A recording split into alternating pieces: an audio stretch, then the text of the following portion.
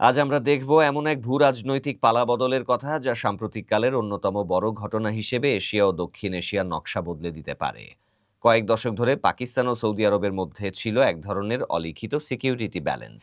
ধারণা ছিল সৌদি যদি আক্রমণের শিকার হয় পাকিস্তান জড়াবে, কিন্তু উল্টোটা কেউ গুরুত্ব দেয়নি। পাকিস্তান যদি আক্রমণের শিকার হয় সৌদি কি জড়াবে? বহুবার পাকিস্তান আক্রমণের শিকার হলেও সৌদি জড়ায়নি। এখন সেই ধারণা বদলে যাচ্ছে।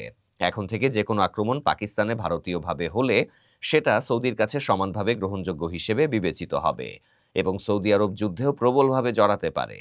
এটি ন্যাটো ধাঁচের একটি কালেকটিভ ডিফেন্স আইডিয়া, মুসলিম বিশ্বের প্রথম এমন ধরনের জোট হতে পারে। ভবিষ্যতে এতে কাতার, তুরস্ক, সংযুক্ত আরব আমিরাতের মতো দেশও যোগ দিতে পারে। পাকিস্তান থাকবে তার নিউক্লিয়ার সক্ষমতা অবস্থায়। ফলে দক্ষিণ এশিয়ায় সদ্য শক্তিশালী হয়ে উঠল পাকিস্তান মিলিটারি শক্তি, চীনা অস্ত্র, সৌদি আর্থিক সমর্থন, একটি বহুমুখী অ্যালায়েন্স তৈরি হলো। অন্যদিকে এই পরিস্থিতি বাংলাদেশের জন্য চ্যালেঞ্জও তৈরি করতে পারে। কিছু উগ্র ভারতীয় বাগদিক এখন লক্ষ্য ভীতি পরিবর্তন করে বাংলাদেশে মনোনিবেশ করতে পারে।